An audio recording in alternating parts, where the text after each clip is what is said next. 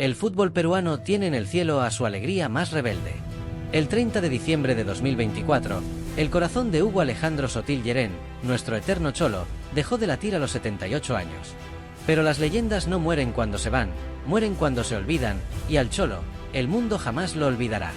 Hablamos del hombre que, en los años 70, se sentó en la misma mesa que Johan Cruyff. El peruano que hizo que el Camp Nou coreara su nombre y que le dio a Perú una Copa América. Pero antes de la gloria, antes de los Ferrari y las noches de Barcelona, hubo polvo. Mucho polvo. Nuestra historia comienza en Ica, un 18 de mayo de 1946. En el seno de una familia donde la pobreza no era una estadística, era el día a día.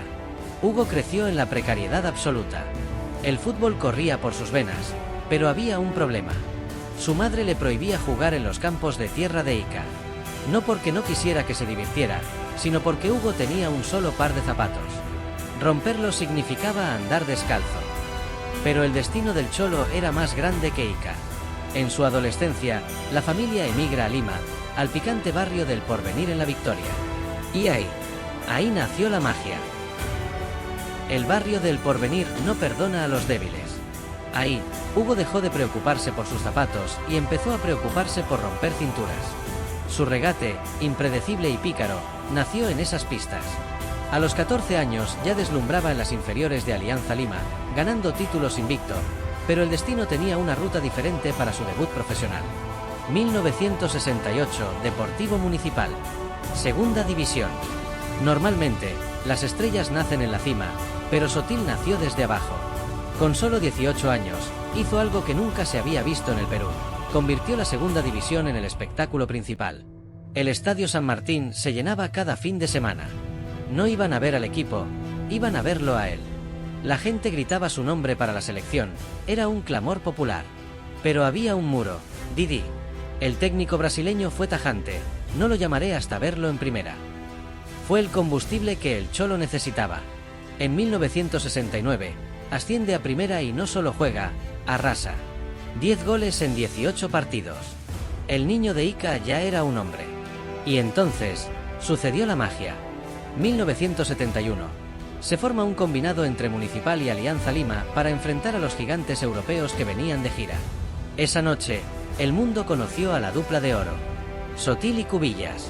El artista y el genio. Y su primera víctima, no fue cualquiera. 7 de enero de 1971. Aterriza en Lima el todopoderoso Bayern Múnich.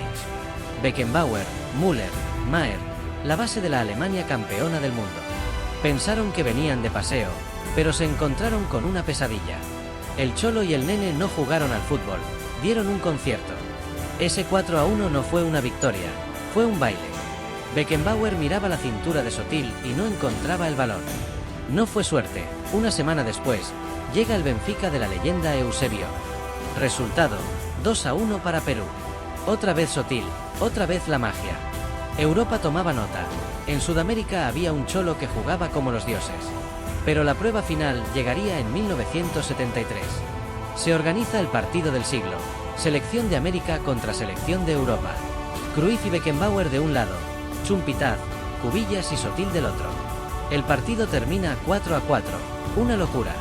Y 3 peruanos hicieron goles, Cubillas, Chumpitaz y el eterno cholo Sotil.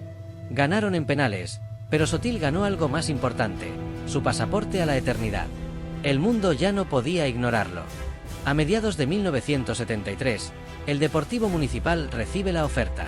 El Fútbol Club Barcelona, que llevaba 14 años sin ganar la liga, buscaba un salvador para acompañar a su nueva estrella, Johan Cruyff. No buscaron en Brasil, ni en Argentina. Buscaron en Perú. El cholo hacía las maletas. Cataluña lo esperaba. Barcelona, 1973. Un peruano bajito, de cabello negro y sonrisa humilde, llega para vestir la mítica camiseta número 10. Sí, la que después usarían Maradona, Ronaldinho y Messi.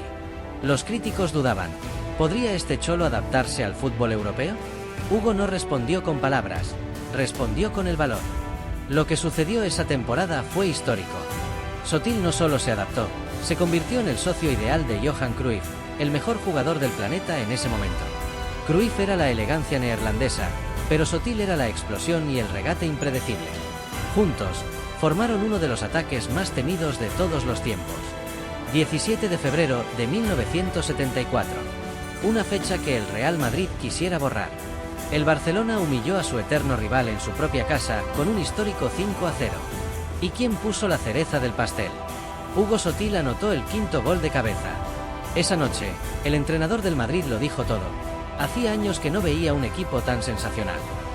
Después de 14 largos años de sequía, gracias al Cholo, el Barcelona volvía a ser campeón de España. Sotil era un ídolo, un semidios en Cataluña. Anotó 12 goles en 34 partidos y su nombre era coreado en cada rincón del Camp Nou. Parecía que el cielo era el límite, pero en el fútbol, como en la vida, a veces el éxito es el principio de la caída. 1974, el Barcelona estaba en la cima, pero las reglas del fútbol español eran crueles. Solo se permitían 2 extranjeros por equipo. El club ficha a otra leyenda, Johan Neeskens. La directiva le prometió a Hugo que su doble nacionalidad saldría pronto para que los 3 pudieran jugar juntos, pero ese papel nunca llegó. El Cholo pasó de ser el rey del campo a ver los partidos desde la grada. Tener todo el dinero del mundo, ser un ídolo, pero no poder jugar, fue el inicio del fin. La soledad y la frustración llevaron a Hugo a refugiarse en la vida nocturna. Su apego a la bebida empezó a ser un secreto a voces en Cataluña. El técnico Rinus Michels, un disciplinado estricto, no estaba dispuesto a perdonar ni un solo desliz. Michels lo vigilaba de cerca. La relación se quebró. El hombre que había hecho vibrar al Bernabéu ahora luchaba contra sus propios demonios y contra un sistema que lo mantenía congelado. El Cholo seguía siendo amado por la afición culé, que lo recibía con recelo por encima de Neeskens, pero el brillo en sus ojos empezaba a apagarse. Pero mientras en Barcelona se hundía en el banquillo, a miles de kilómetros, su país lo necesitaba. Estaba por comenzar la Copa América de 1975. El Barcelona le prohibió viajar, pero Hugo Sotil estaba a punto de cometer el acto de rebeldía más patriótico de la historia del fútbol peruano. Un escape que se convertiría en leyenda. Octubre de 1975. Perú está en la final de la Copa América contra Colombia, pero el Cholo tiene prohibido viajar. Rinus Michels fue claro: si te vas, te multamos. ¿Qué hizo Hugo? Esperó a que todos durmieran, tomó un taxi al aeropuerto del Prat, sin permiso de nadie, se subió a un avión hacia Venezuela. Llegó a Caracas apenas unas horas antes del partido de su vida. Cuentan que sus compañeros no lo podían creer cuando lo vieron entrar al camerino. No había entrenado con ellos, no tenía ritmo de competencia por estar sentado en el banco del Barça, pero era el Cholo. El técnico lo puso de titular. El destino le tenía reservado un guión de película. Minuto 25. El balón queda suelto en el área tras un remate de Cubillas. Sotil, con ese instinto de barrio, aparece como un fantasma y fusila al arquero Zape. Gol. Gol peruano. El Estadio Olímpico de Caracas estalló. Ese gol solitario, anotado por el hombre que escapó de Europa para defender su bandera, nos dio nuestra segunda Copa América. Perú era el rey de Sudamérica y Hugo Sotil era el héroe nacional. Regresó a Barcelona con la medalla de oro en el pecho, pero el precio fue alto. Su rebeldía aceleró su salida del club catalán. Había ganado la Copa, pero estaba por perder su lugar en el Olimpo europeo. Era hora de volver a casa. 1977, tras 68 partidos oficiales y 17 goles con el Barcelona, el ciclo en Europa terminó. Alianza Lima, el club de sus amores, pagó por su ficha. El Cholo regresaba al barrio de la Victoria, no como una promesa, sino como un ídolo mundial. El Perú entero estaba paralizado. El hijo pródigo volvía para vestir la blanquiazul. Lo que ocurrió en Matute fue un abuso de talento. Sotil se reencontró con Teófilo Cubillas, pero ahora rodeados por el poeta de la zurda César Cueto, el patrón José Velázquez y Guillermo La Rosa.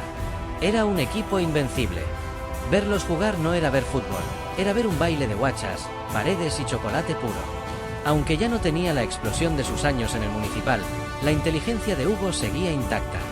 Fue clave para lograr el bicampeonato nacional en 1977 y 1978.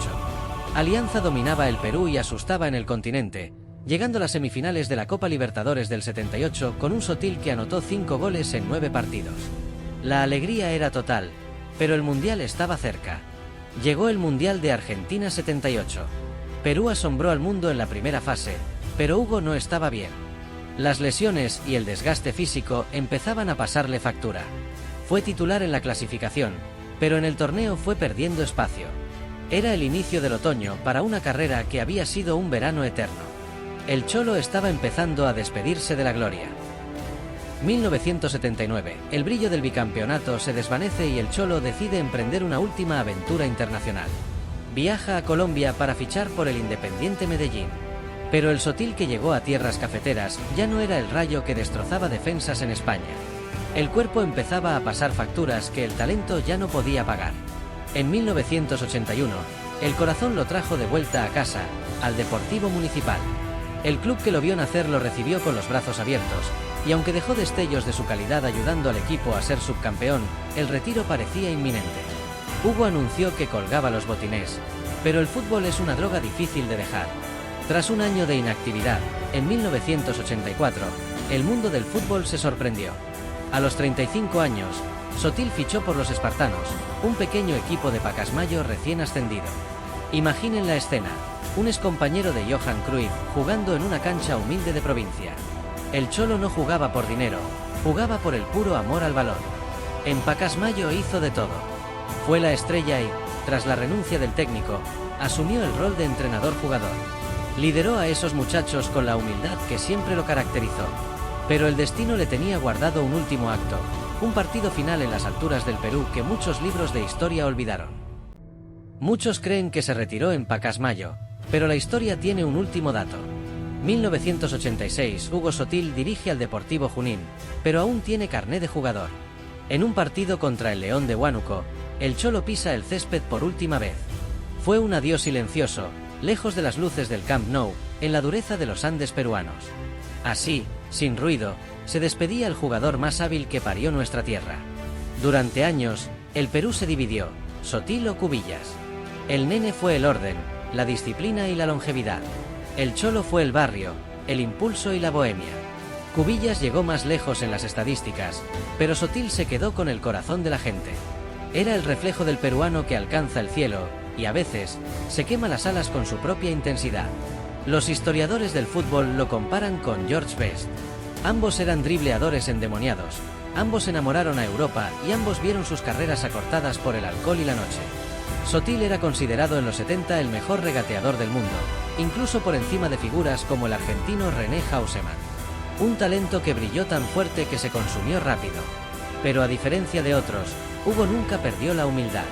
Podía haber sido millonario y vivir en un castillo, pero prefería caminar por su barrio, ser el primer socio honorario de la Peña del Barcelona en Lima y sentir el cariño de su gente. El Cholo nunca olvidó que antes de los aplausos, solo era un niño que no quería romper sus únicos zapatos. A los 78 años, el Cholo dio su último regate. Se fue el hombre, pero queda el mito. Se fue el tipo que se escapó de España por amor a su patria, el que le hizo un gol al Madrid y el que nos hizo sentir campeones de América. Hoy, seguramente, está allá arriba, tirando una pared con Johan Cruyff y armando una jarana con los grandes que ya partieron. Hugo Sotil nos enseñó que el fútbol es alegría, que el barrio nunca se olvida y que la gloria no se mide solo en trofeos, sino en el cariño de un pueblo que te recordará por siempre.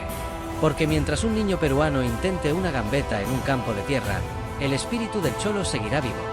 Y para ti, ¿cuál fue el momento más grande de Hugo Sotil? ¿Su gol en la final del 75 o su etapa dorada en el Barcelona?